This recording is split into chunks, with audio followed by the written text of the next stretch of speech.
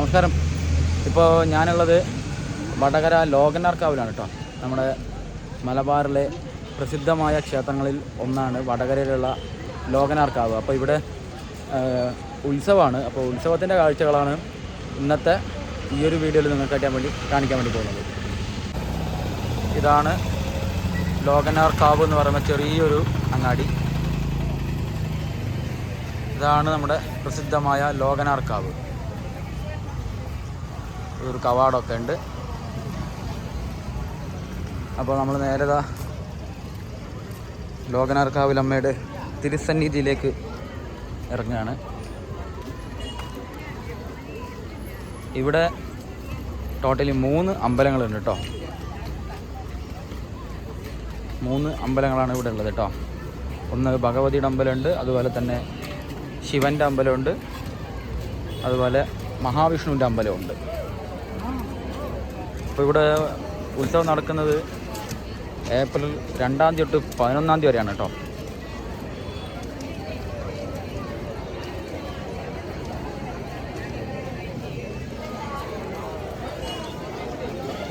അപ്പോൾ നമ്മൾ നേരെ കാണുന്നതാണ് ഭഗവതിയുടെ അമ്പലം.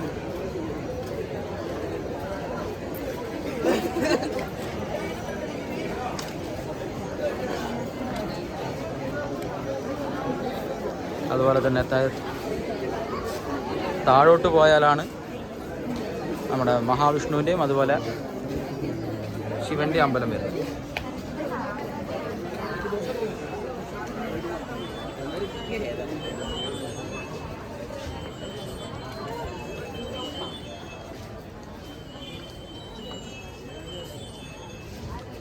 അപ്പോൾ താഴത്തുള്ളതാണ് ശിവൻ്റെയും അതുപോലെ തന്നെ മഹാവിഷ്ണുവിൻ്റെയും അമ്പലം വരുന്നത്. അപ്പോൾ ഇവിടെ ഉത്സവം പ്രമാണിച്ച് അമ്പലത്തിൻ്റെ അകത്തേക്കൊന്നും പ്രവേശനമില്ല, പുറത്തുനിന്ന് ദർശനം നടത്താനേ അനുവാദമുള്ളൂ.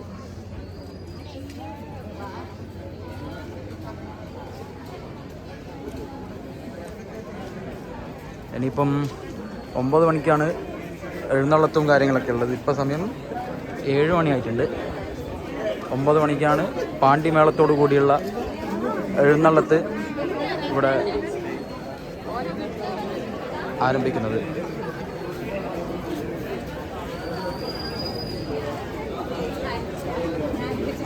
ആൾക്കാർ ഓരോരുത്തരായിട്ട് ഇങ്ങനെ വന്നുകൊണ്ടിരിക്കുകയാണ്.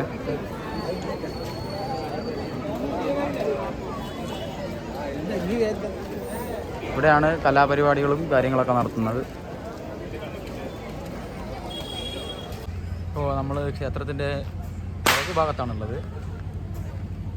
അപ്പോൾ ഇതാ ഇവിടെ ഒരു ഗസ്റ്റ് ഹൗസൊക്കെ ഉണ്ട് കേട്ടോ.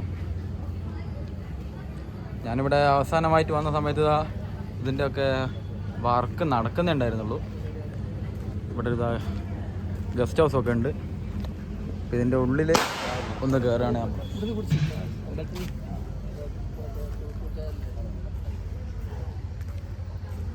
ഇവിടെ റൂംസൊക്കെ അവൈലബിൾ ആണ്.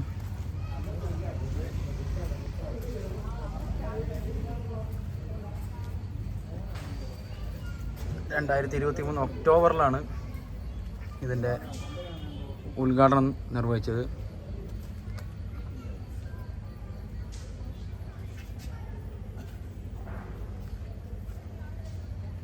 നല്ല രീതിയിൽ മെയിൻറ്റെയിൻ ചെയ്തിട്ടുണ്ട് കേട്ടോ.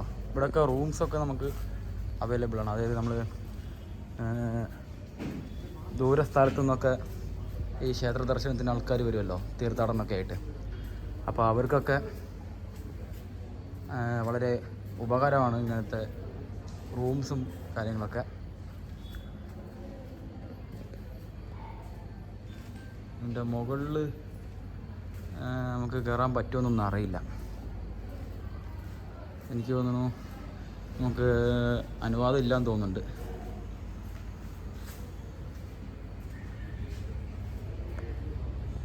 അപ്പം നമ്മളിത് ആ റൂമൊന്ന് കാണാൻ വേണ്ടി പോവാണ്.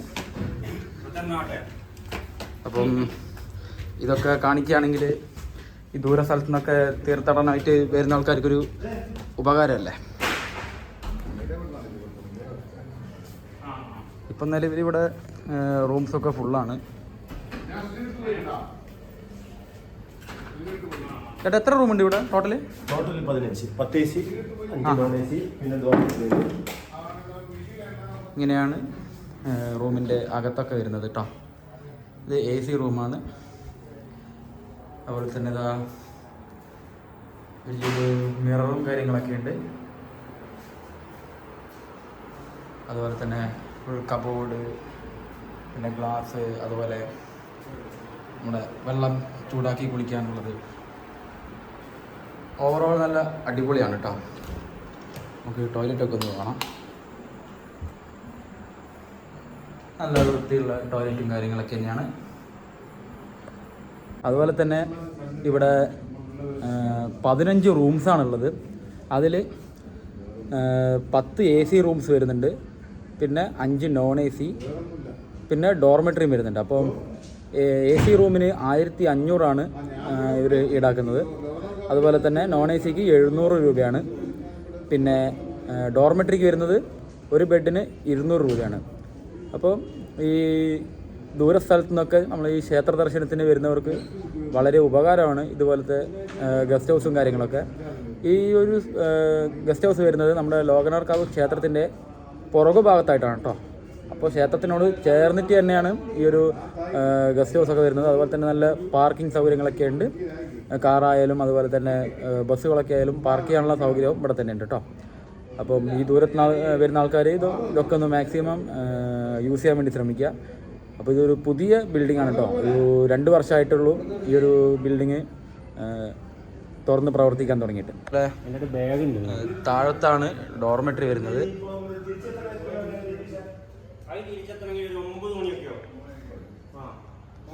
11 ബെഡുകളുണ്ട് കേട്ടോ. അതുപോലെ തന്നെ ഇരിക്കാനുള്ള സോഫയുണ്ട്. വാഷ്റൂമും ടോയ്ലറ്റൊക്കെ ഇതാ ഈ ഒരു ഭാഗത്താണ് വരുന്നത് കേട്ടോ. ഇപ്പം നിലവിൽ ഇതാ ഇവിടെ ആൾക്കാർ യൂസ് ചെയ്യുന്നുണ്ട്. 2 ബാഗൊക്കെ ഉണ്ട്. ഇത് നോൺ AC ഡോർമെട്രിയാണ് കേട്ടോ. അപ്പോൾ ഈ ഡോർമെട്രി വരുന്നത് നമ്മൾ കയറി വരുമ്പം ഈ റിസപ്ഷനോട് ചേർന്നിട്ട് തന്നെയാണ് ഈ ഒരു ഡോർമെട്രി വരുന്നത് കേട്ടോ. 105-ാമത്തെ റൂമാണ് ഈ ഡോർമെട്രി വരുന്നത്. ടോട്ടൽ 11 ബെഡുകളുണ്ട്. അതുപോലെ തന്നെ വൈഫൈ ഒക്കെ നമുക്കിവിടെ അവൈലബിൾ ആണ്. അപ്പോൾ നമ്മളിതാ നേരെ ക്ഷേത്രത്തിൻ്റെ ഭാഗത്തേക്ക് പോകണം. അതുപോലെ തന്നെ ഇവിടെ വേറൊരു ബിൽഡിങ്ങും കൂടി ഉണ്ട്. അതെന്താണെന്ന് നമുക്ക് നോക്കാം. കണ്ടോ, കാറുകളായാലും വലിയ വണ്ടികളൊക്കെ ആയാലും നമുക്ക് പാർക്ക് ചെയ്യാനുള്ള സൗകര്യമുണ്ട്. കാറുകളൊക്കെ നമുക്കിവിടെ അകത്ത് കയറ്റി വെക്കാം. ബസ്സൊക്കെ ആകുമ്പോൾ നമുക്ക് ഈ മതിലിന് പുറത്തായിട്ട് നമുക്ക് പാർക്ക് ചെയ്യാം.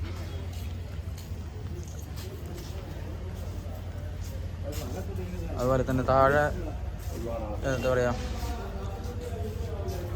കളരിയുടെ ഒരു ഏരിയ ആണ് കേട്ടോ. നമുക്ക് ഇതിൻ്റെ അകത്തേക്ക് ഒന്ന് ഇറങ്ങാം.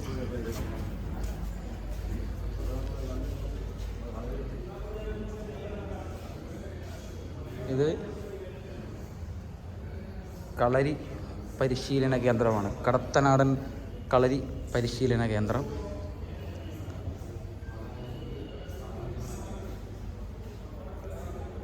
ഒരു ഗുരുക്കളുടെ ഫോട്ടോ ഒക്കെ അവിടെ വെച്ചിട്ടുണ്ട് കേട്ടോ.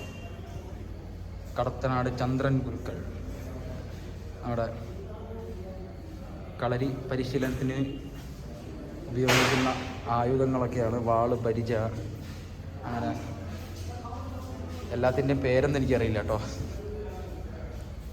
അപ്പോൾ കളരിക്ക് ഉപയോഗിക്കുന്ന ആയുധങ്ങളൊക്കെയാണ്.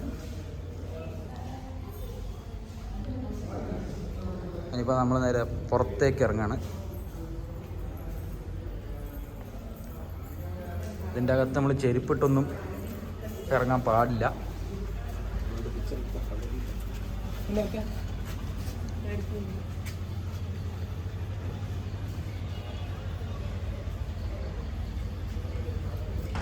ഇനിയിപ്പം നമ്മളിതാ ഇവിടെ ലോകനാർക്കാവ് ക്ഷേത്രത്തിൻ്റെ ചിറേൻ്റെ ഭാഗത്തേക്കാണ് പോകുന്നത് കേട്ടോ. ഈ വഴിയൊക്കെ ഞാൻ വന്നിട്ട് ഒരുപാട് കാലമായി. നേരെ തന്നെ പോയാൽ മതി കേട്ടോ. സ്ട്രെയിറ്റ് റോഡാണ് ഇത്. നമ്മുടെ ലോകനാർക്കാവ് ക്ഷേത്രത്തിൻ്റെ പടിഞ്ഞാറ് നടേൻ്റെ ഭാഗത്ത് കൂടിയാണ്. അതായത് നമ്മളെ ദേവസ്വം ഗസ്റ്റ് ഹൗസിൻ്റെ ഭാഗത്ത് കൂടിയാണ് ഈ ചിറയിലേക്ക് വരുന്നത് കേട്ടോ. ഈ ഒരു ചിറേൻ്റെ ഭാഗത്തൊക്കെ ഞാൻ കുട്ടിക്കാലത്ത് വന്നതാണ്.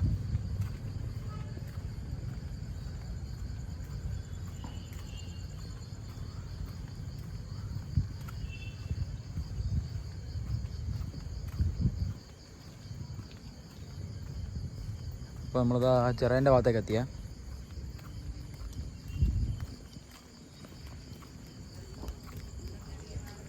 ഇപ്പോൾ ഈ ഉത്സവം പ്രമാണിച്ചത് ഇവിടെയൊക്കെ ലൈറ്റും കാര്യങ്ങളൊക്കെ ഉണ്ട്.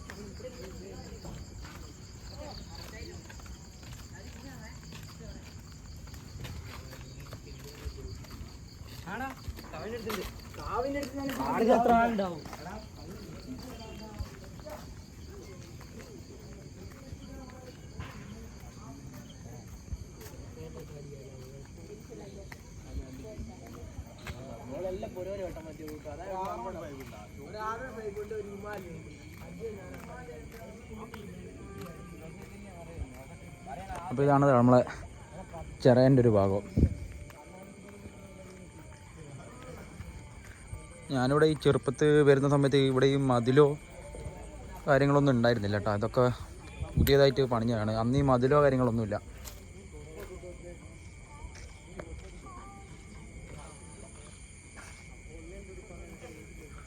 നല്ല വലിയൊരു ചിറയാണ്.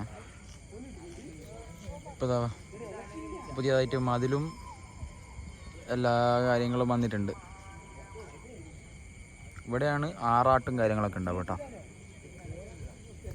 ജസ്റ്റ് ഒരു 2 മിനിറ്റ് നടക്കാനുള്ള ദൂരമേ ഉള്ളൂ. ഈ വഴിയാണ് ചിറയിലേക്കുള്ള ഒറ്റ വഴിയാട്ടത്. ഇതൊരു നിർദ്ദേശങ്ങളൊക്കെ വെച്ചിട്ടുണ്ട്. ഇനിയിപ്പം നേരെ നമ്മൾ തിരിച്ച് ക്ഷേത്രത്തിലേക്ക് തന്നെ പോവാണ്. അവിടെ ആന വന്നിരിക്കുകയാണ്. 2 ആനകൾ ഇതാ അവിടെ അണിഞ്ഞൊരുങ്ങി വന്നിരിക്കുകയാണ്.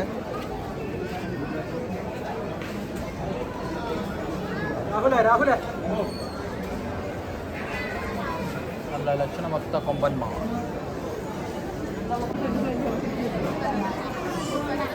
എങ്ങോട്ടാ പോവാ?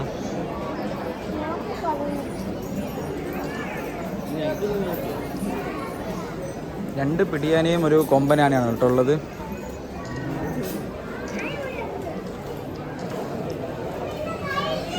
അപ്പോൾ ആനയൊക്കെ ഇവിടെ വന്നിട്ടുണ്ട് കേട്ടോ. ഒരു കൊമ്പനാനയും അതുപോലെ തന്നെ പ്രത്യേക ശ്രദ്ധയ്ക്ക് നഗരപ്രദക്ഷിണ സമയത്ത് ഭക്തജനങ്ങൾ ആനയിൽ നിന്നും നിർബന്ധമായി അകലം പാലിക്കേണ്ടതാണ്. എലിഫൻസ് കോഡിന്റെ നിർദ്ദേശങ്ങൾ നിർബന്ധമായും അനുസരിക്കേണ്ടതാണ്.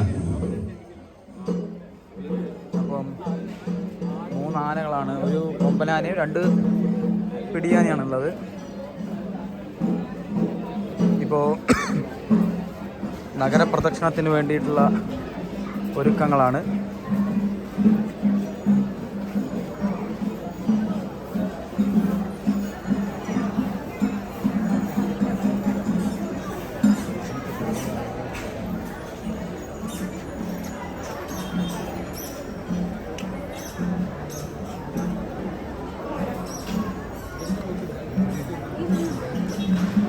പുറത്തങ്ങനെ ഇടമ്പ് കയറ്റിയിരിക്കുകയാണ്.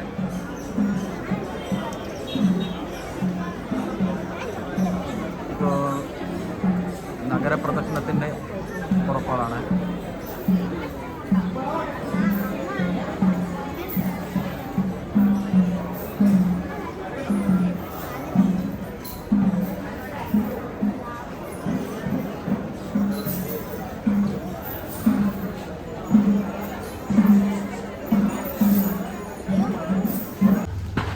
അപ്പോൾ അവിടെയായിട്ട് നമ്മൾ എഴുന്നള്ളത്ത് വന്നതായിട്ട് നമുക്ക് കാണാം കേട്ടോ.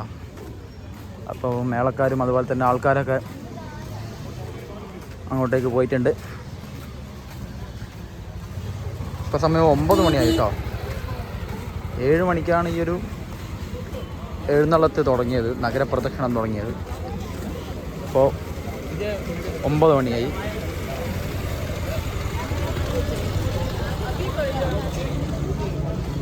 നമ്മളിതാ ഈ വഴിയാണ് വന്നത് കേട്ടോ.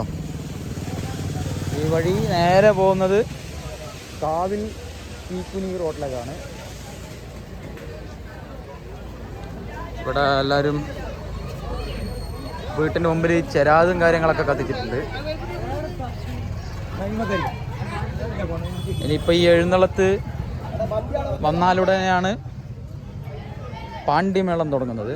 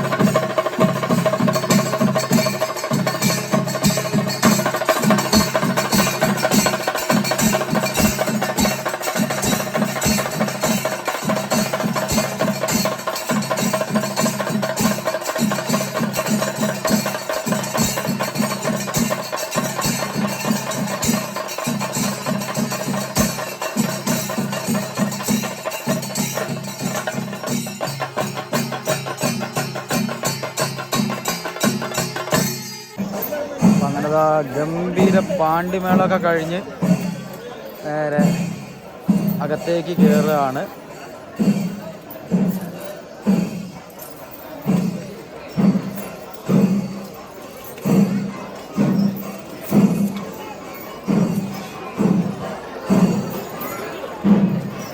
അങ്ങനെ നഗരപ്രദക്ഷിണം കഴിഞ്ഞ് നേരെ ലോകനാർക്കാവിലമ്മയുടെ തിരുസന്നിധിയിലേക്ക് മടക്കയാത്ര.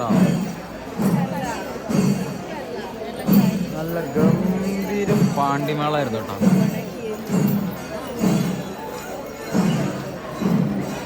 അങ്ങനെ ഗംഭീര പാണ്ടിമേളും അതുപോലെ തന്നെ നഗരപ്രദർശനമൊക്കെ കഴിഞ്ഞു. അപ്പോൾ ഈ ഒരു വീഡിയോ ഞാൻ തൽക്കാലം ഇവിടെ വെച്ച് വൈൻഡപ്പ് ചെയ്യാൻ കേട്ടോ. അപ്പോൾ എന്തായാലും നമുക്കിനി അടുത്ത ദിവസം മറ്റൊരു വീഡിയോയിൽ കാണാം. അതുവരയ്ക്കും ബൈ.